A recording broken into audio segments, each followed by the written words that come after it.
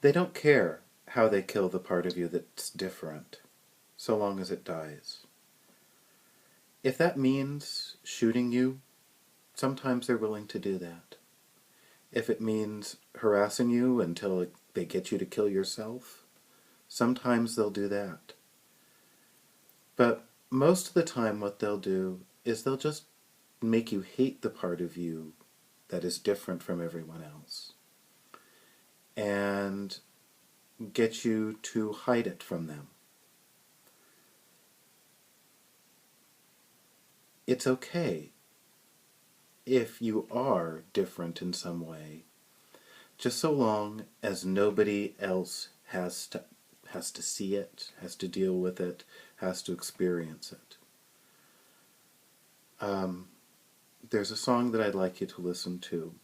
It's from the 1970s Stephen Sondheim musical, A Little Night Music, and it's called Every Day a Little Death.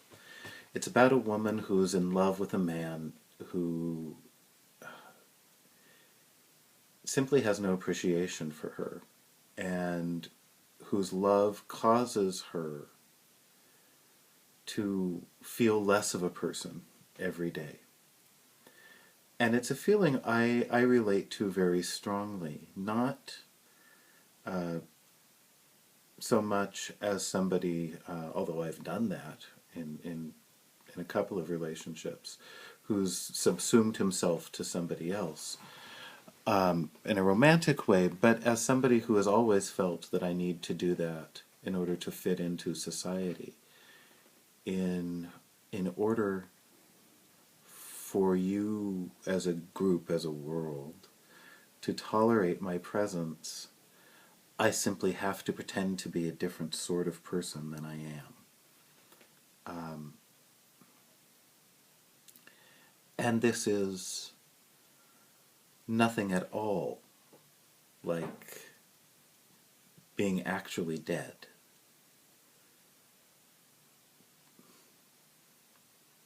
But I think that the impulse, the societal impulse that that enforces a kind of conformity that is really intolerable for some people, some autistic people like me, and the forces that cause us to actually physically remove a different person. I think these are the same. I think, we used to live in villages where conformity was very important to everyone's survival. And our brains and our understanding of relationships were in some ways formed at this sort of village level, and we don't yet really have an understanding, as society does. Society is smarter than the people who live in it. Society understands that we now live in a world where, in fact, we need autistic people who can solve incredibly specific problems. We need gay people who are going to reproduce at a lower rate and are going to make contributions. We now need women to be vocal about the different experiences that the genders have, and I think, on a broad level, society is smart and understands these things, and that's why they are happening. But we still have our village level brains, and so when we experience something that is too different, we really want it to go away. And so, what do we do about that? Well, the first thing is I think we acknowledge that, just difference makes us uncomfortable.